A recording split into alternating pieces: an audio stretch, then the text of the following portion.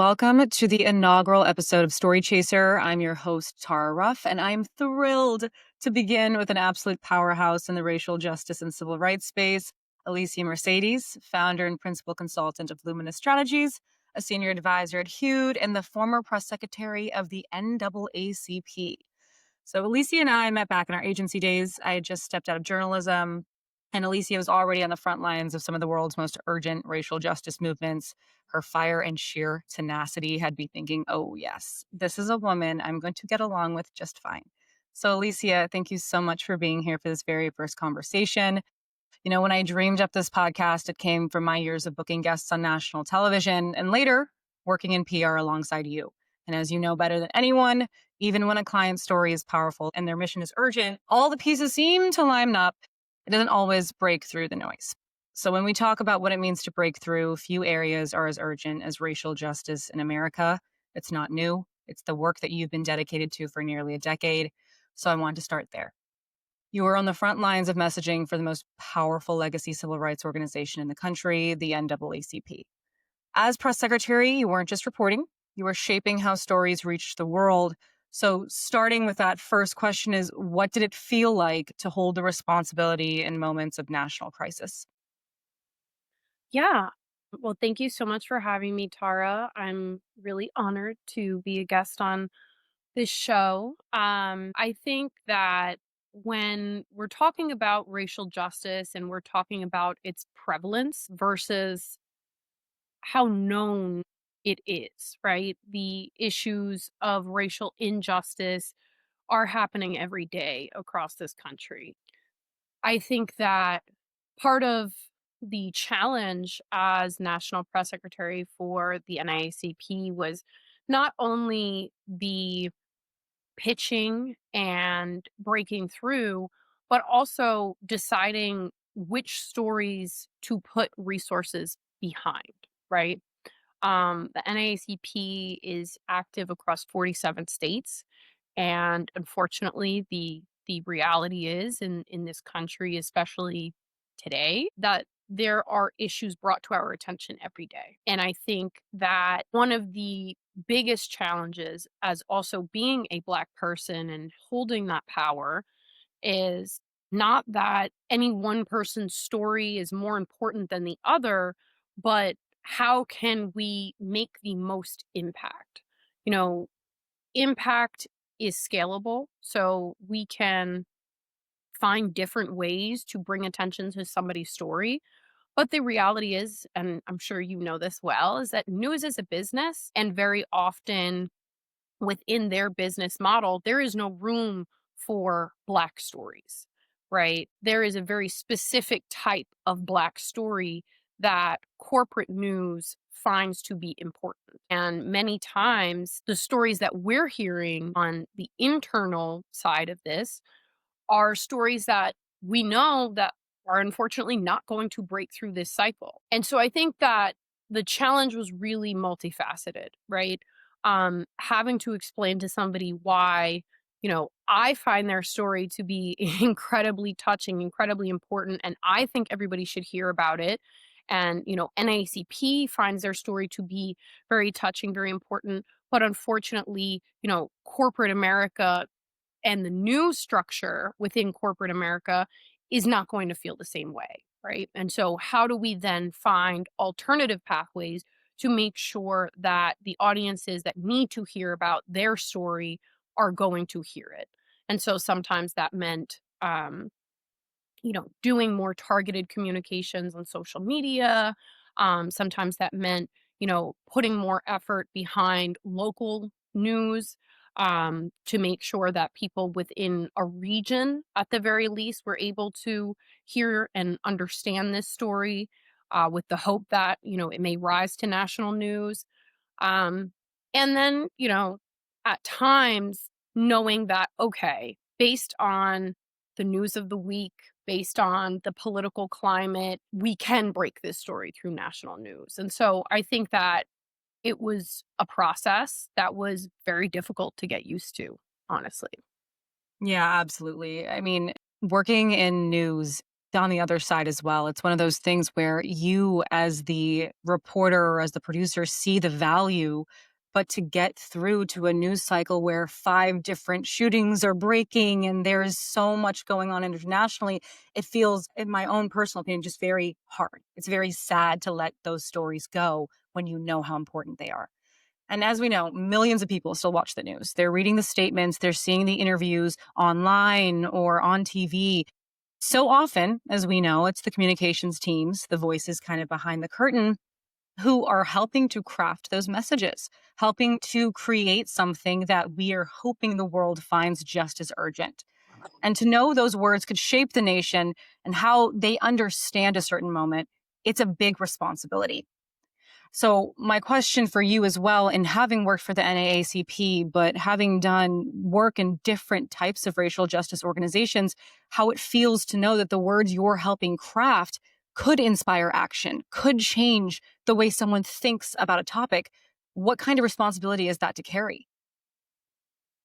Yeah. The story that I think of right now is not just about, statement or op-ed, and those things are all important. Those all carry weight. And there have definitely been moments, especially, when NAACP put out their travel advisory against the state of Florida. It was actually my first week in-house at NAACP, and I didn't even have an NAACP email address yet. And I was on vacation. I was taking a little break between my time at Berlin Rosen and joining NAACP officially. And I remember just like being on my phone, writing a quote, writing a written response to an inquiry, trying to coordinate an interview without having a work email address, right? Making calls to people who are like, wait, who are you? And it was definitely a moment where I did really feel like the work that I was doing was making an impact, right? People were then calling attention to and questioning, well, what is going on in Florida that NAACP is putting out this travel advisory, which historically the NAACP travel advisors have carried a lot of weight, right? When the organization was first coming onto the scene and really making an impact in the earlier civil rights movement, they would issue travel advisories for states that, were not safe for Black Americans, sundown towns, Yeah. places where you did not want to be caught being Black, Yeah. right? And unfortunately, a lot of the policies being implemented at the state level, not only in Florida, but across the country, harken back to that time, right? Where, you think twice before traveling somewhere. You think twice before driving. I've driven from New York to Florida like 5 or 6 times. And every time I'm a little bit nervous driving through the Carolinas, driving through Georgia, because you just never know. But one moment that I think will forever be etched in my memory is during the presidential debates this past cycle, NAACP, we had our team watch party in the group chat, right? So we're constantly like reacting to things that are being said. And, Trump had this moment where he said, well, they're taking Black jobs, right? And we're all sitting here like, what is a Black job? And I'm like rapid fire trying to text him like, well, my Black job is voting, right? And that became a hashtag that we used on social. It then translated into merch. Other organizations were using it. It was a big tagline that was used during the election cycle. And seeing that and seeing the impact of that and seeing how that spread like wildfire was something that felt really rewarding because Absolutely. it's like a different feeling when your creativity, your brain is able to, say the right thing in the right moment and people actually listen and it resonates with them. And, even though that isn't something that is super serious, right? It did still make a big difference. Like when we're talking about engaging an electorate, when we're talking about getting people to the polls, Yeah. a lot of the more nuanced language that we use in press statements and even interviews and things like that, that's not always what's going to resonate with people. And we saw that in 2024, right? People want to feel relatable, related to, And so that was something that was really simple that everybody was then looking around like, well, what is a black job? And I mean, there are many different black jobs, but one of our black jobs is voting. So that Right. was definitely something that I will never forget. I love that. And I think that's what's so interesting is most people don't know what this job entails, what being a strategic communicator is. And a lot of it is caring so deeply about the topic at hand that it becomes part of you. And I think advocacy PR, as you know, is not for the faint of heart. It's underfunded, oftentimes very rapid response, deeply, deeply personal. And the words that, you are able to relate to a given topic, they touch someone else because you're being human. And I think that that's the most important part in this job and in that role.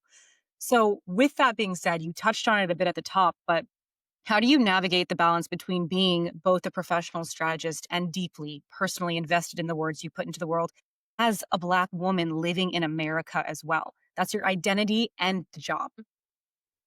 I don't think it's easy, right? I think that um actually back when I was working at the firm, I was working on a racial justice account, and there were a couple of other people that I was working with that were not maybe so profoundly connected to the work as I was. And we were writing talking points on Trayvon Martin's murder and Ahmaud Arbery.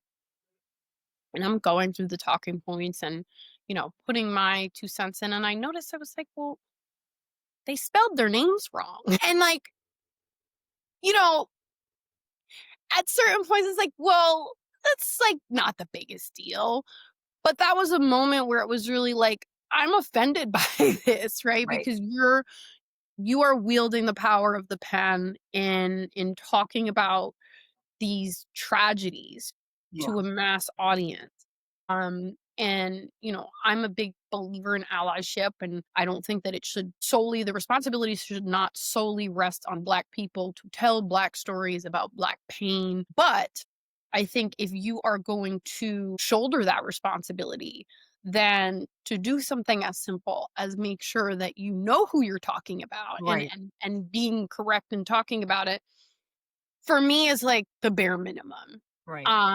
And so that was definitely a really difficult moment, but things like that come up in work and you push through them. And I think the other side of it is during my time at NAACP and even now, um, watching the news and figuring out how to talk about things. I think when I was younger, it was a lot easier to dissociate from things, right? You put your blinders on, you put your head down, and you carry forward with the notion that, at least have the ability to do something about it, right? I think as I'm getting older and I'll get real personal for a second. You know, earlier this year, I was supposed to have a child and um unfortunately ended up having a miscarriage, but having that experience and thinking about bringing a child into the world, um, and even now thinking about the baby boy that I was going to have and how would I explain this to him? And how would I protect him, but also keep him educated? And how do I use my position to make sure that something like what happened to Ahmaud Arbery doesn't happen to my child, right? I Right. think that it gets harder. It gets harder over time.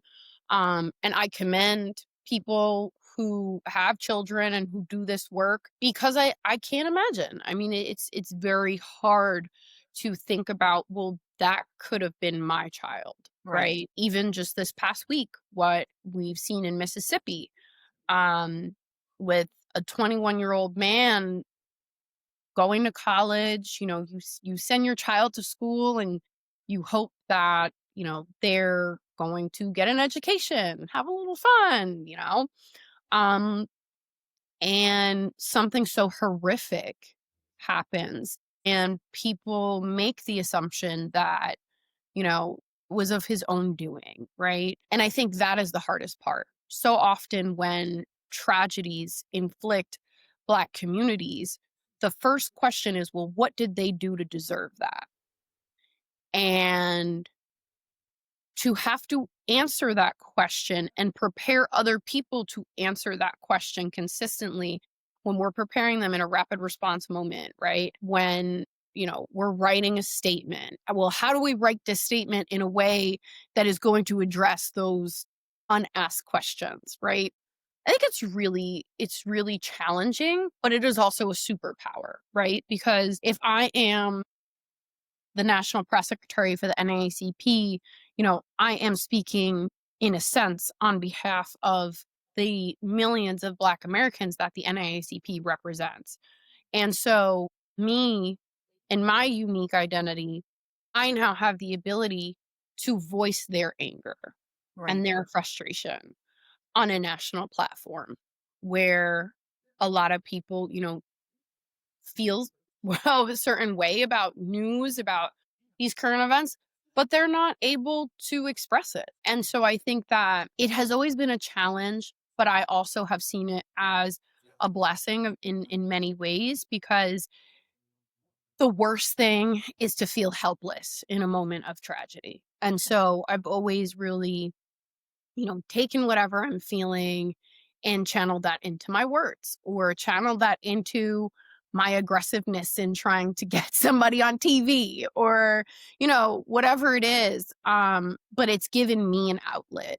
And I actually think it has helped me navigate personally some very difficult moments in our society over the past 10 years.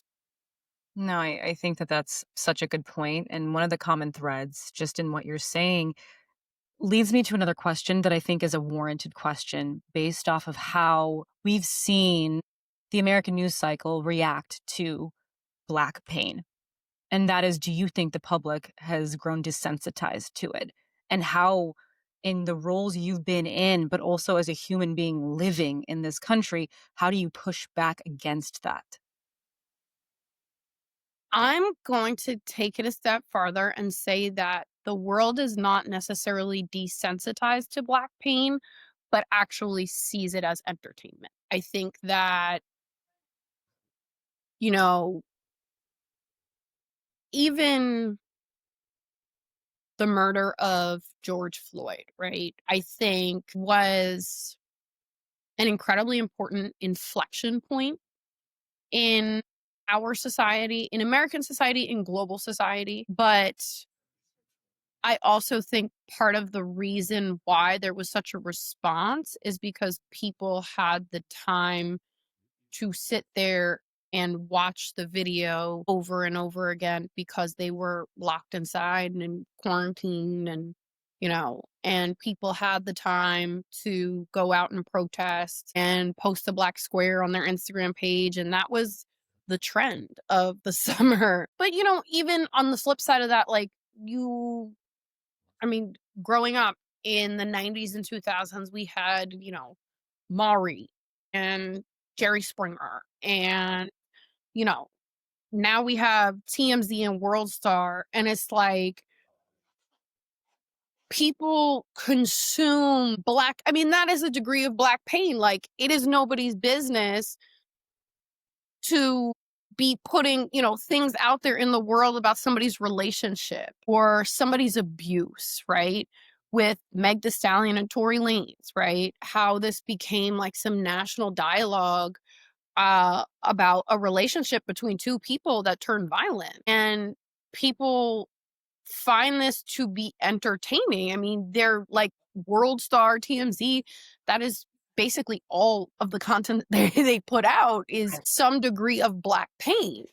Um, it's incredibly harmful, because then when you have a moment of police brutality, when you have a police killing, when you have a young Black boy who is beaten to a pulp by the police or by somebody else, one of his peers, his non-Black peers, then there is a desensitization, because people see it as entertainment instead of trauma and violence. Right. And so when you see the tragedy that happened a week ago, you know, where you have an ultra conservative um, activist, if you will, who is murdered on camera, and that is horrific. And there is no denying that that is horrific. But then you have a 21-year-old Black boy found hanging from a tree on a college campus, and there is no moment of silence at a professional sports game. There is no flag flying half mast for him. There aren't even questions being asked. There aren't even headlines coming across your TV screen about what has happened. There is an assumption that he did that himself. Black people don't have a history of hanging themselves from trees. So the issue is not that our society is inherently desensitized, it is that we consume Black pain as it is entertainment and see pain in other communities as the trauma that it is. And there are a lot of stereotypes to unpack there when you talk about entertainment in Hollywood and what its origins are. You know, Black people were put in cages and told to act like zoo animals for other people's entertainment. And quite frankly, mainstream television and social media, especially, doesn't treat us very differently. So I think that, yes, there is a desensitization, but it comes from something much deeper and much worse in the way that Black life is seen inherently, especially in American society. No, absolutely. I think it's a very good point you raised to bringing it to George Floyd and where the Black Lives Matter movement was essentially at a point of rebirth where we saw people care. There were protests, as you said, there were demonstrations, people were fighting back and angry. What do you think has changed between then and now? Has there been progress, in your opinion, having been in the back rooms of these racial justice organizations, seeing firsthand? Do you think there's been change? Well, I think what happened is people went back to work and people came out of quarantine. Um, and people forgot that this is not just a moment, it is a lifetime struggle. Um, do I think that there has been progress? I don't think progress is linear. Um, I think that unfortunately, based on many different factors, it is a pendulum, right? Right after George Floyd's murder and the worldwide outrage that it sparked, we saw performative change. We then saw substantial movement with, the Biden administration was arguably one of the most progressive presidential administrations in modern history, especially when it came to Black issues. Historic funding for HBCUs, the first ever Office of Gun Violence Prevention. I think that, yes, we saw a little bit of progress to now see the white lash to that. I will never forget the night that Trump was elected, and I believe it was Van Jones was commentating on the results and, what does this mean for this country? And he said, well, this is white lash. This is what happens when you elect a Black man to the highest office in the United States. And while we may not have elected a Black president, we came out in droves to support progress. And we saw the results of that progress in historic representation in the Biden administration, but also at the corporate level, right? And now that's coined as DE. and a handout, right? Where the reality is, no, it took a Black man being strangled to death on national television for people to finally let Black people, overly qualified Black people, into the rooms that they should have been in 20, 30, 40, 50 years ago. And now, because we got a little bit, we have to pay the price. And so, yeah, I think there's progress. There's definitely was progress, but I think we are seeing a complete regression to a lot of that progress, which in many ways is expected. No, totally, totally. And I think that's what's very difficult when it comes to the end of the PR specialist, the strategic communications expert on a team is we can see the inherent importance of a story, whether it's because it's affected our lives personally or because we understand that human rights are human rights, period. And so having been in the position you're in, especially during what has been the biggest racial justice movement progression we've seen in our country in a very long time, having to somehow fight to get those stories into newsrooms is difficult. It's hard because you know how important they are, but to convince someone else of that importance is difficult feat. How would you say you navigate something like that when you do feel resistance from a reporter or from a writer of any sort on a story that's just black and white important? Well, one thing about me is that I'm not afraid to tell people about themselves, which is sometimes a strength and sometimes it's a weakness. I think that there have been moments where I have told executive producers, well, like, I remember there was one time a couple years ago, and I forget the story that I was trying to break, but it was for NAACP. It was something racial justice related, but Trump had been doing something inconsequential, but that was the only thing that networks were covering. Um, and I told this producer, I was like, well, you know, you are the same network who has people on your airwaves every night talking about what a danger this man poses to democracy. But you are the first ones to deny coverage to people who are doing the work to fight back against him so that you can put his face on the television. So ultimately, what do you think that's doing? But giving him a platform. You hand him the microphone, right? Right. Did the executive producer have an answer to that? It's like, oh, well, I got to do what I got to do.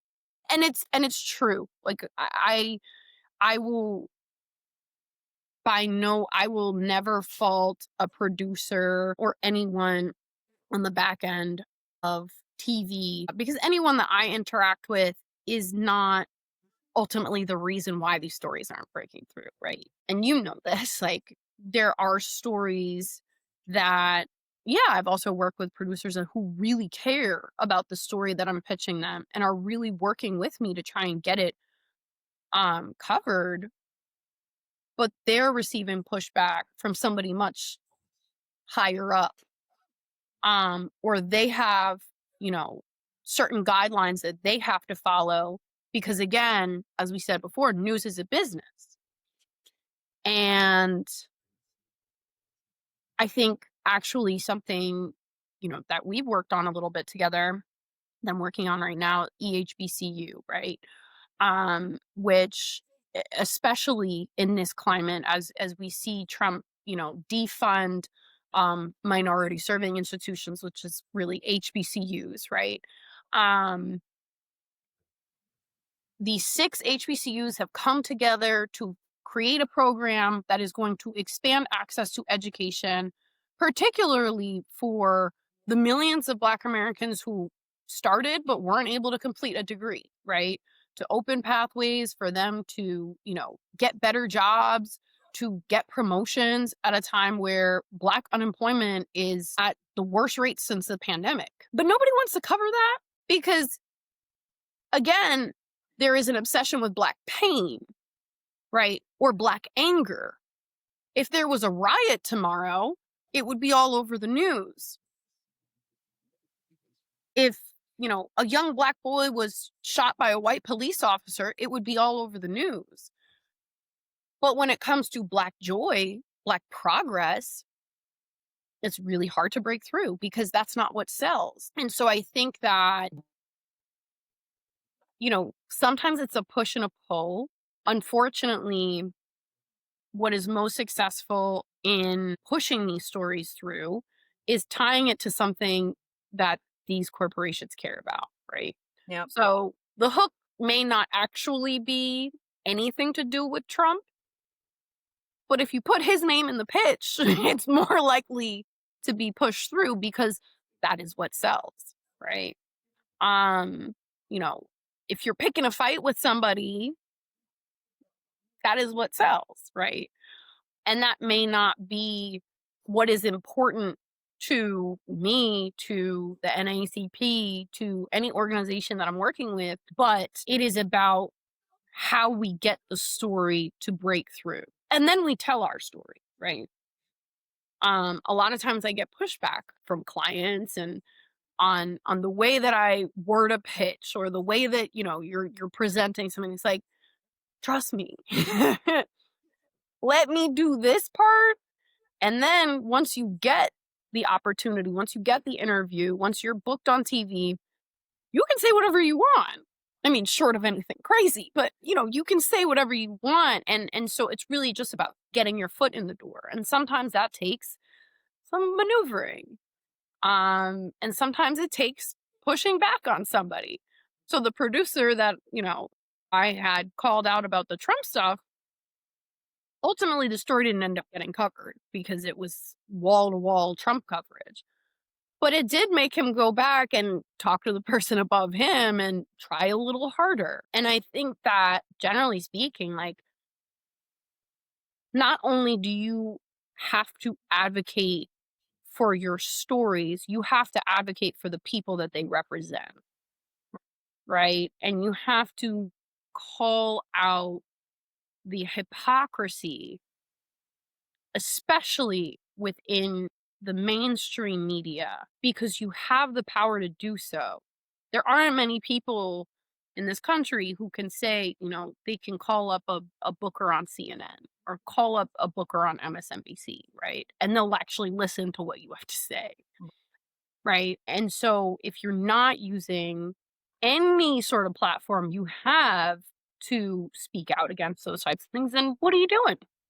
Why are you here? And Totally. so that's why sometimes I pick fights with people. Sometimes the fights need to be picked, Alicia. I can truly attest to that within my own work. And I think the people fighting back are the only way things are going to change. I think when I was in journalism, it was one of those things I tried as hard as I could do with the power I had to push back on my newsroom when they wouldn't cover certain issues that weren't considered important because the certain issues always had a common thread. But I've obviously known you in a professional and a personal capacity for a while. And one thing I know is you do have that passion and that rigor, right? Like that is something that Alicia Mercedes very much has. My question, and it's something that I think anyone in the field of advocacy, whether it's journalism side, PR, on the ground grassroots fighting, is how do you balance urgency and exhaustion when it's an everyday thing that affects both your heart, but also what you have to do for a living? Well, sometimes you don't have a choice. Right. Um, I will never forget during my time at city council, actually going back to George Floyd, um, when I was serving as communications director for the New York City Council Majority Leader. It was May 29th, 2020. Um, and the video, the body cam footage of George Floyd's murder had just been released. And people were preparing to go and protest in Brooklyn, what ended up being the first protest in New York City in response to George Floyd's murder. And I was up until 4 o'clock in the morning, um, trying to serve as a liaison between protesters and advocates and people who were on the ground, and then also the NYPD, because I was working for New York City Council and that's my job, right? And people were angry and things were happening. At one point, I had a commander call me and was like, "Well, they're trying to set fire to the police station," and some part of me personally was like, "Well, I kind of understand why," you know, but like, I can't say that. um, and I hadn't have even. I don't think I got a chance. I don't think I ever got a chance to fully process anything that happened in 2020. Right. Because it's just going. I was up till 4 a.m. um that night, and I actually wasn't in Brooklyn at the time. Um, I was visiting my grandparents, and I had to then, you know, I slept for a couple hours and had to run home. And from that day, at the end of May until, maybe the election in November, it was nonstop. Yeah. The day after, the protest started, then we did a memorial service in downtown Brooklyn with Polonius Floyd and all of the civil rights leaders. And then, after that was more protesting, and some of those protests, I was a part of. Then it was working on legislation to try and reform the NYPD, which is a behemoth of a job. Um, then it was dealing with, people wanting to see a change, a defunding, if you will, of the NYPD, and trying to counterbalance those calls with calls from lifelong community members that didn't want to defund the police. And, I never really stopped. And so I think that, like, and then I went to the firm and was working on things on a more national level, and things really have not slowed down at all. I think we had a brief moment once the Biden administration came into office where we were like, okay, well, at least we can breathe, right? At least we don't have to worry about the federal government, supporting the murder of Black people. Um, but there was an insurrection. There were so many things, and there's been so many moments, and I think I have finally now gotten to a place where I do place a lot of value on my own well-being. And in some ways I've been forced to do that. Um and in some ways, I've kind of just like reached a point where, what, this fight is always going to be here, unfortunately. But I can't fight with one arm, right? Um and so, I need to take myself to the gym. I need to make sure I eat 3 meals a day. Just basic things. But at times it just isn't possible, right? Um, at times it's just not possible when you're really in the thick of it. And I think that's why, people don't see the behind the scenes of this work. People see what we're able to break through, but they don't see what it takes out of people. I've worked alongside people who maybe sleep 3 hours every night and have been doing that for 10 years. Um, so I think that, it's it's important that these stories are shared and that behind the scenes people come out from behind the scenes sometimes. Right. I totally agree. And that's it's why I'm so happy to have you here and why I wanted to start with you. Because one, racial justice ain't going away. That is something we need to be actively fighting for until we achieve some semblance of the reality we want to live. And even then we fight. But you're a lot like me in ways of if it wasn't this, it wouldn't be anything. I we feel so strongly about the work that we do that even though it takes a little bit out of us every time we do it, we wouldn't have it any other way. And I think kind of looking back from where you started growing up, being younger, if you could go back in time and talk to your younger self before you entered the thick of this work, would you tell her anything specifically about the road ahead?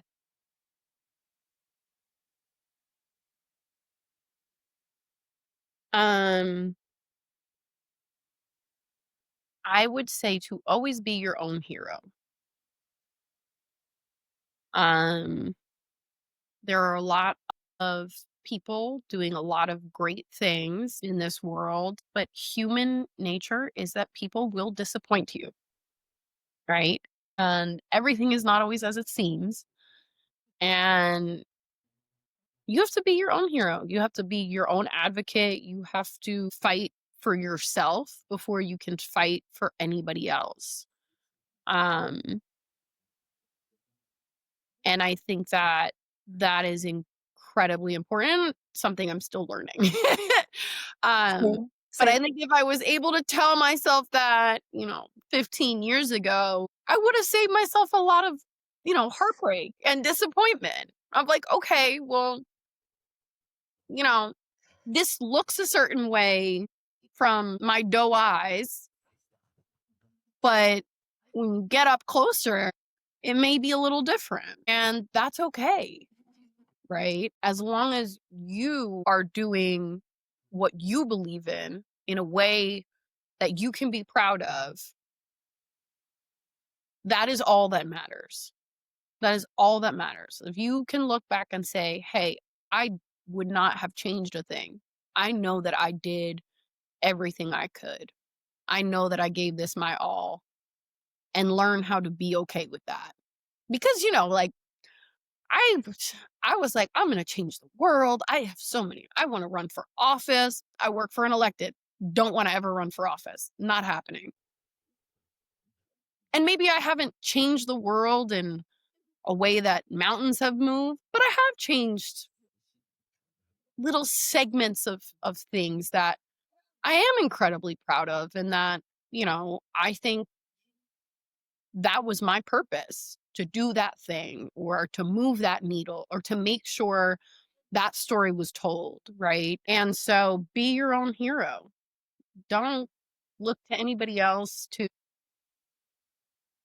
fulfill your vision of what the world should be through rose colored glasses because it ain't that. It's just not. But as long as you are doing things that you can be proud of, then you'll be all right.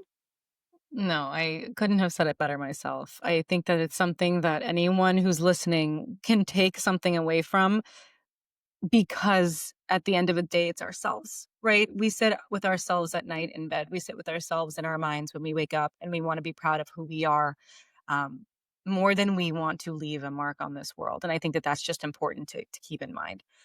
I guess to round everything out, one of the biggest reasons I wanted to start with you for many reasons, racial justice included, but I think so many people don't know what goes into strategic communications, public relations. It's one of the hardest, in my opinion, and I think you can attest jobs that there is because you really are, you're moving mountains, but behind the scenes with very little credit, but also you're doing something where words are quite literally your weapon.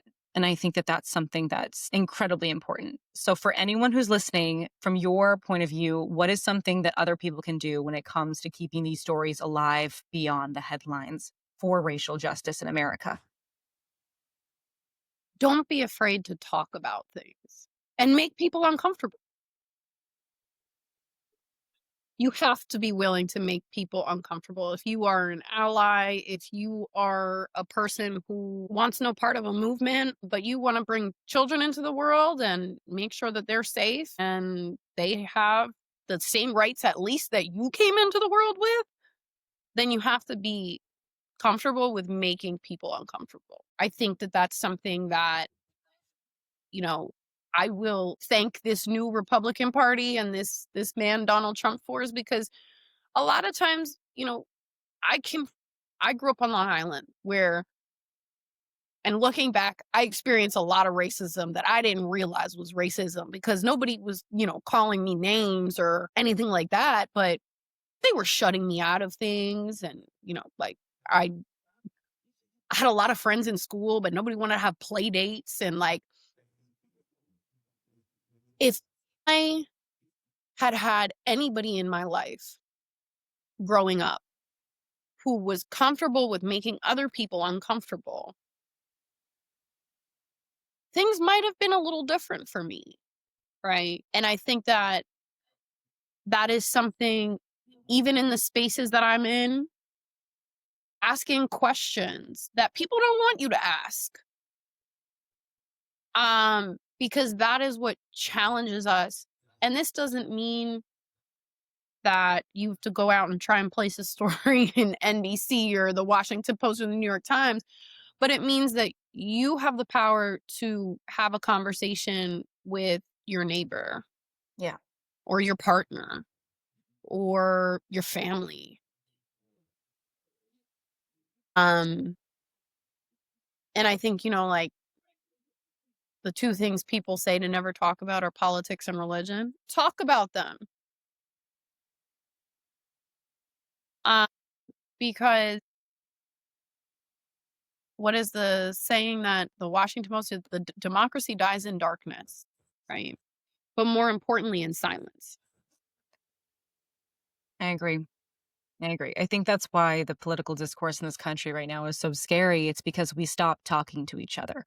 We stopped having actual dialogue about where the pain and the hurt comes from, which causes the uprisings and causes the anguish that we're seeing right now. But no, Alicia, thank you. I think that was incredible. And I'm excited to keep having you on, to keep having these discussions because, it's not going away. And I think you have such a good knack for putting it into words that get people excited. Strategic communications. Thank you very much. But thank you so much for joining. You are truly a light on the road that can feel never ending. And I'm just so grateful this first episode started with you. Thank you so much. I can't wait to Absolutely. be a part of this journey. Thank you.